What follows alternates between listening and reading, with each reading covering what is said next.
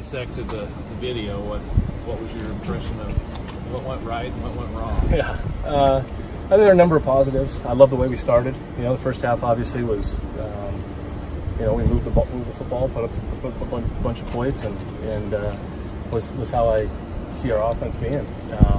You know, and I thought we did a nice job taking care of the football. The second game in a row, 0 turnovers.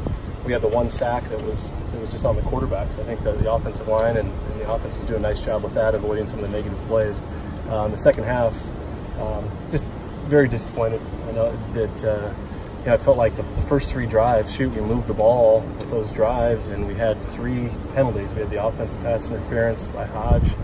We had a hold by our center, and then we had a jump off sides on a critical 4th and 4 where we actually hit Colby on the conversion. All those series would have moved us into the red zone. I think we get some points from that. So it was pretty frustrating to come back Sunday and watch that film.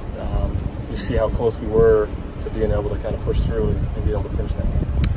Was the second half, when you watched the video again, did it look like it was a team type thing where there were a lot of breakdowns throughout? Yeah. Or was there one position group that just didn't? No, I think it was collective, and we watched a few clips as a whole offense and showed them that it was like, gosh, this is just to be able to go on the road and finish games like that. We just can't have those mistakes. We've got to execute at a higher level. We can't have the penalties, and we did those things down the stretch, and it ended up killing us. The defense gave us some opportunities with the turnover to go down the red zone, and then we had the 2-minute drive to go win the game, and couldn't get it done.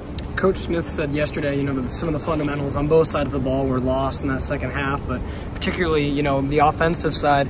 You know, what can you kind of point to as why that happened with a group that's pretty largely experienced? You know, I wish I knew the answer to that.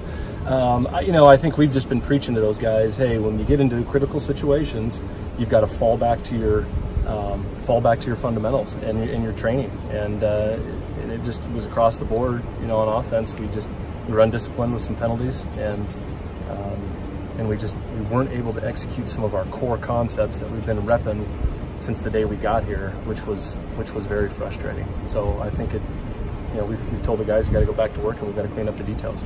Jake seemed to have a good first half, but obviously not a good second half. What was the difference? You know,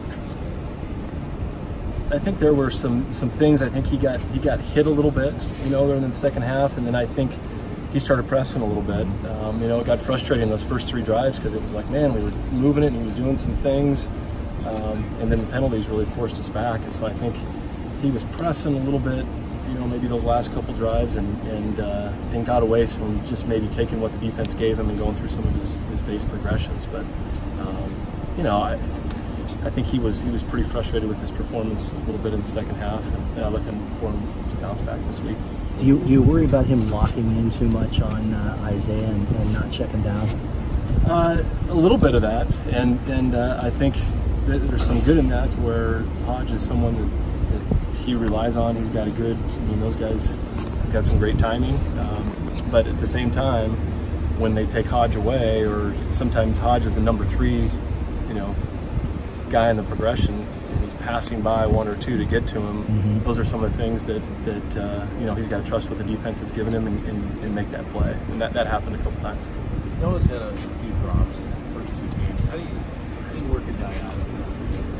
I think he practice timing with the QBs, and you know, we rep the plays that he's getting. We do route timing, and they work after practice on it on their own all the time, and he gets in the judge machine. And Noah's a good player, so I know that he's a couple drops that are, I think, uncharacteristic of him, and I don't foresee that issue continuing.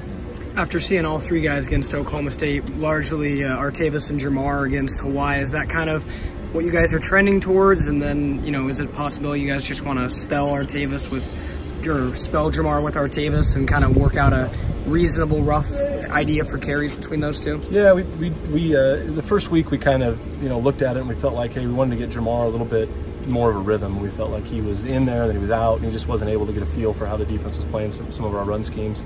So I thought it was good. I thought we got him going. That was one of the positives. I mean, we got him rolling, And then, yeah, I think when he got tired, or we have some certain schemes that we really like Artavis on, we get him in there and feel really confident. I told you, with really all three of those guys. And we'd like to continue to find ways to get BJ on the field, but we don't want it to take away from the rhythm of Jamar or AP. When you reflected on the plays you called, did you feel like there were any that you would have back, or did you feel like what you gave them was a pretty good mix of what you wanted? Yeah, I think every game as a coordinator, you're going to go back and go, man, I wish I would have gotten to this situation. So there were some things. Maybe I think we could have called a little bit differently, no, I think the bottom line is shoot, we had opportunities in those plays that were called. If the guys saw on film that those guys we got to go execute the plays that were called, and there were opportunities out there that we did not execute. Jonathan mentioned yesterday that in the second half some of the blocking was there in the first half that wasn't there in the second half. Right? Is that what you saw on video?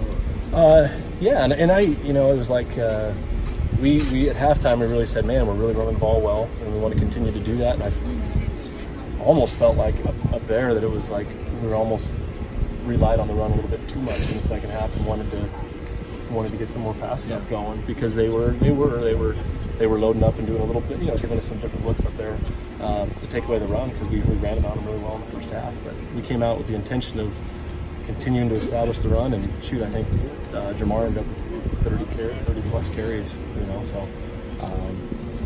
Yeah, trying to mix it up, and then we've got as an offense to be able to complement it. Coach, what can you tell them? Take advantage of, when they're doing some stuff to take away the run game, we've got to be able to make them pay in the pass, and we just weren't. What can you tell us then about Cal Poly's defense, what you're facing? I think the challenge this week, I really think is, their offense gets on the field, and we're telling our guys, you might not get a lot of possessions. I mean, they like to, they really control the time of possession, and we've got to be really efficient on offense, and take advantage every time that we touch the ball, take care of the football. You saw it in the Army-Michigan game, kind of what happened there. They turned it over a couple times in the first half, and that thing is right there at the end of the game. So I think we've got to be really efficient and do a nice job of taking care of the ball, and then starting fast for us would be huge.